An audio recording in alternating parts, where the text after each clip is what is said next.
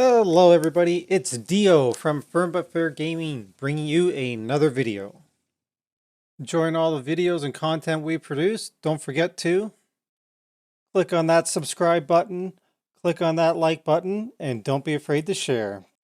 Don't forget to click on the notification button, customize it however you want, but that way you're notified whenever we publish another video. Hello everyone, welcome to another Diablo 3 video here for Season 27. Today we are going to be taking a look at the zNecro, so the support Necro. First I want to give a shout out to everybody who has been joining me on Twitch. It's been a lot of fun running GRs and everything. And also I want to give a shout out in particular to Ergo for helping me with this build. His insights and information was very useful, so I just wanted to pass this on to everybody else. So without further ado, let's take a look at the zNecro and let's show you some gameplay. So just before I press play to show the gameplay, I just want to explain a bit about the group. It is a Demon Hunter Impale speed group, so that means that there's a zNecro who's going to freeze everything and curse everything and whatever. That we'll get into the skills and all that in a bit. And then there's also a ZDH, which is going to slow and enhance everybody's damage. And then there's two Impale Demon Hunters that are going to destroy everything. So without further ado, let's just watch the gameplay and I'll kind of blab about it as we go along. So first thing that we need to do is we have to get our Devour up on our speed cast. So I used the numlock trick for that. And then basically everything else that we're doing is we are using Land of the Dead with Frozen Lands on CD. We need to be out in front as we are the lead because we're the Frozen Lands kind of follows us around. It's going to freeze everything and that's going to keep our Demon Hunters safe. We're going to be a little bit squishy, and so when they're all frozen, they can't attack. The only one that is unaffected is a Juggernaut. And then we have another ability that we're using with Corpse Lance to apply Strong Arms, and we can use that on the Juggernaut. As you can see, one of my Demon Hunters fell behind there and ended up getting killed. But basically, that's all there is to it. So we're going to be staying out in front as best we can. Some of these Demon Hunters are insanely quick, so not always as easy to stay out in front of them.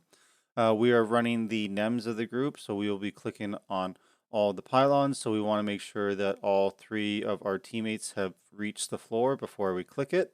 And then other than that, we want to stay in front, keep everything frozen with the Frozen Lands, use our Corpse Lance onto any Juggernauts to apply Strong Arms, and then rinse and repeat.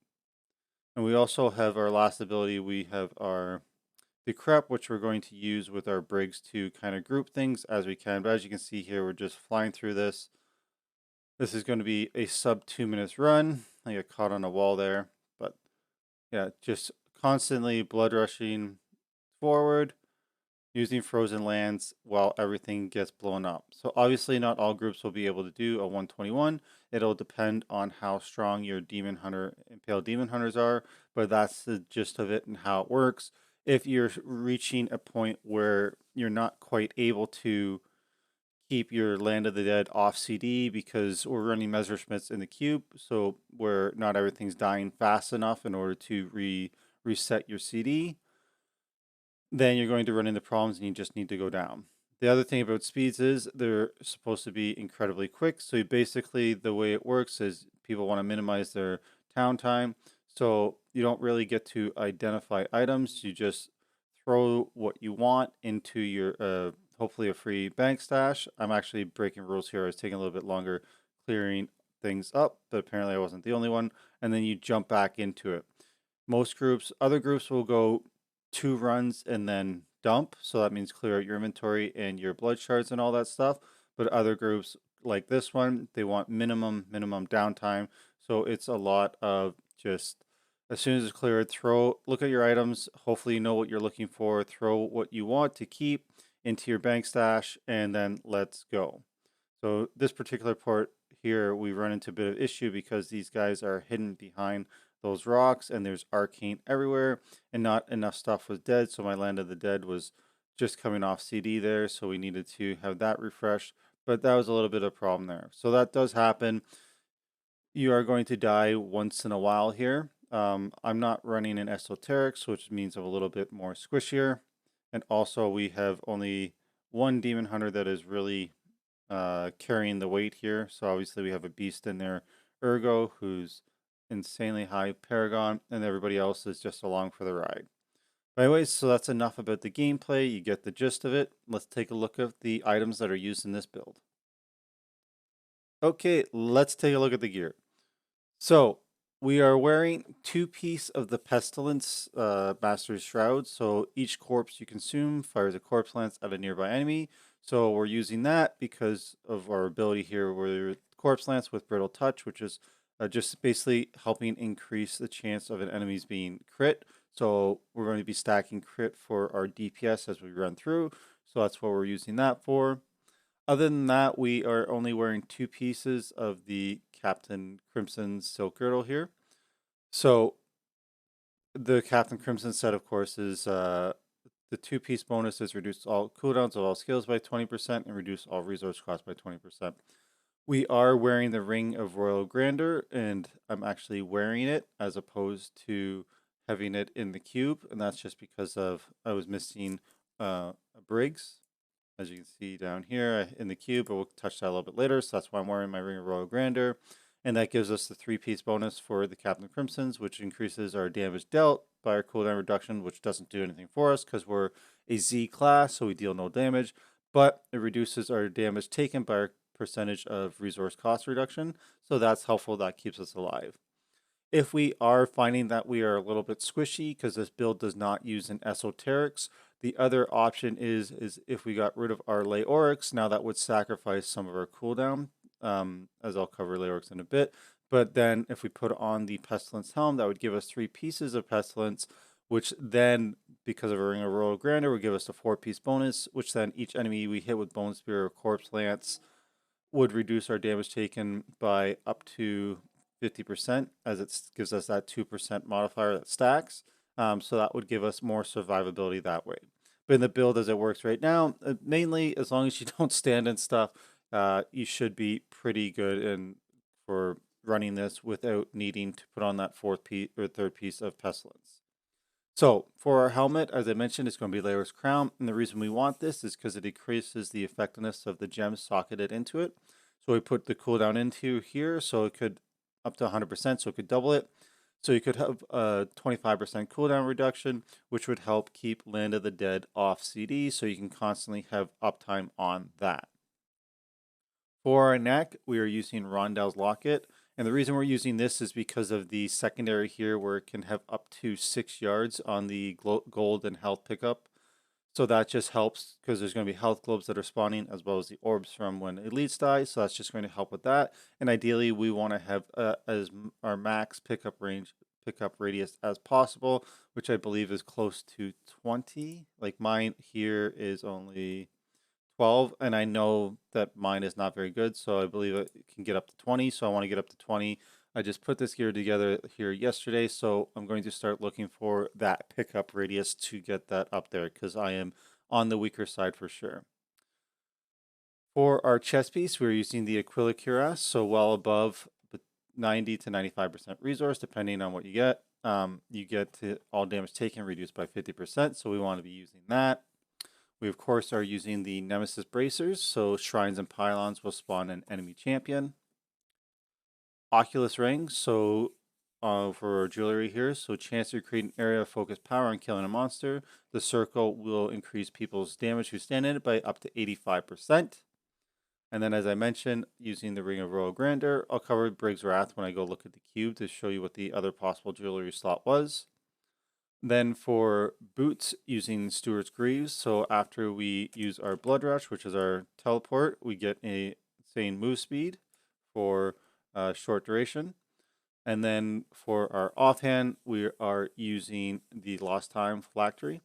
So, and then we're using this because of when our cold skills hit, we reduce the movement speed of enemies by 30%.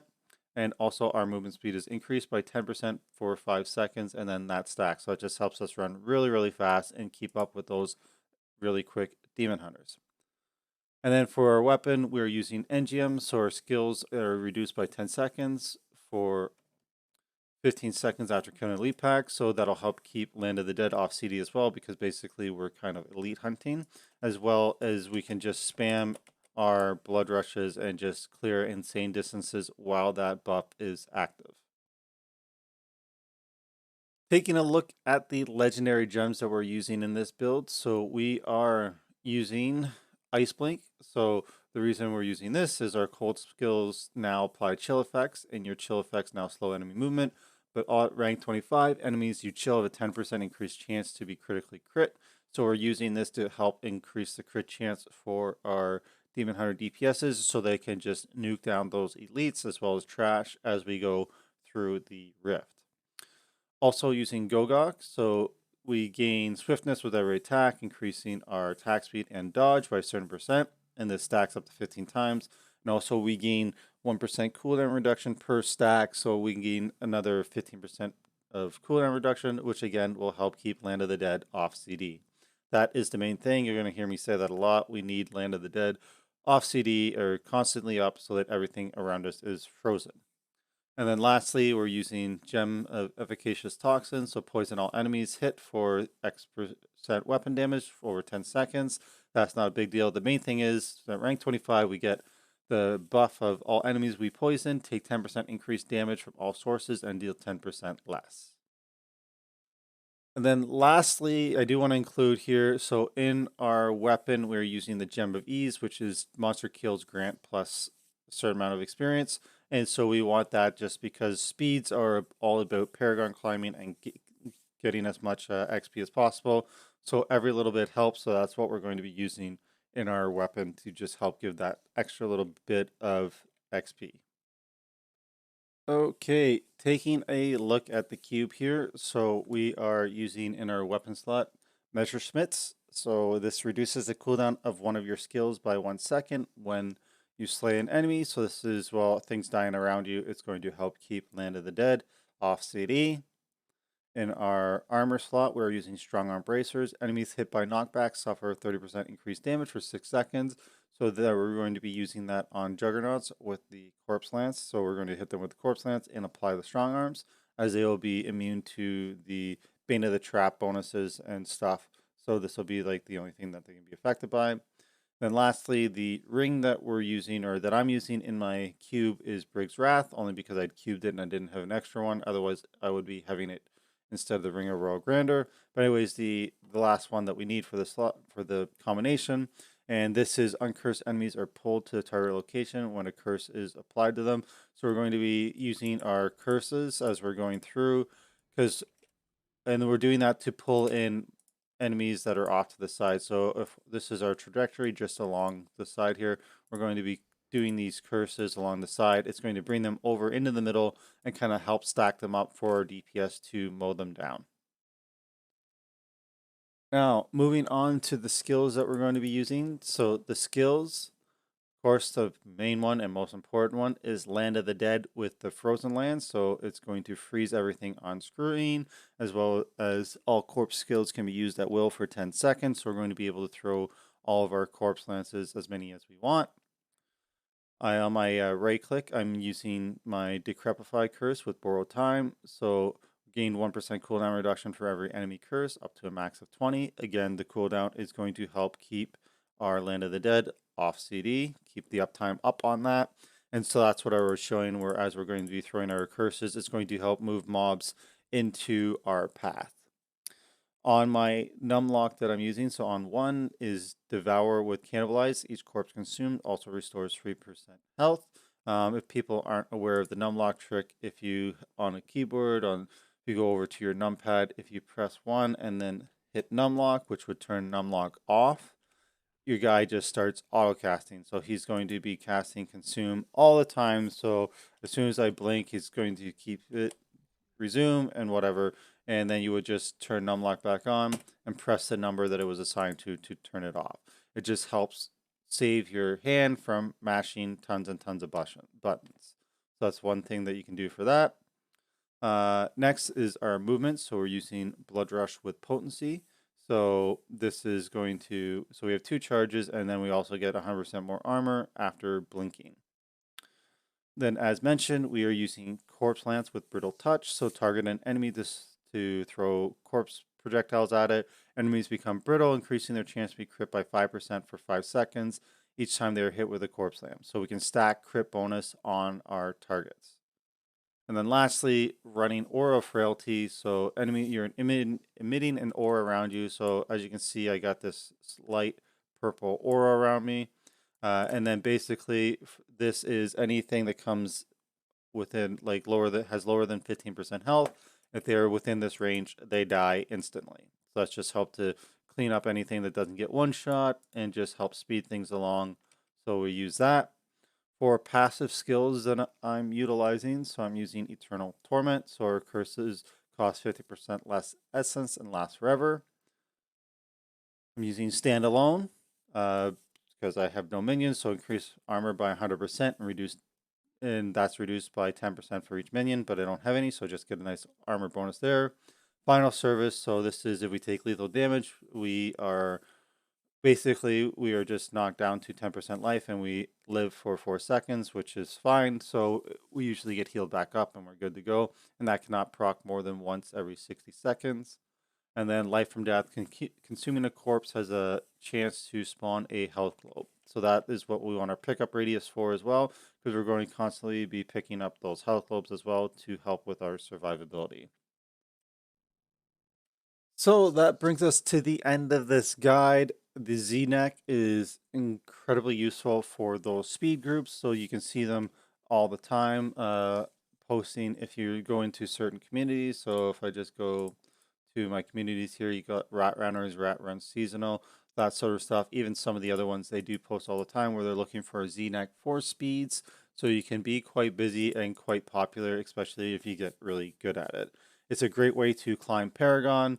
The runs take 2 to 2.5 minutes, so you can clear about 15 to 20 in an hour and just climb that Paragon really, really well. If you're trying in the group and it's taking more 3 to 4 minutes, you're better off to just go down a couple greater rift levels to speed it up because it's more efficient. Plus, if you're starting to get towards the 4-minute mark, you're likely dying or Lands of the Dead isn't up all the time. So you may want to go down, and it's just it takes some getting used to as well. There is a DPS requirement from the 2 Impale Demon Hunters that are doing it.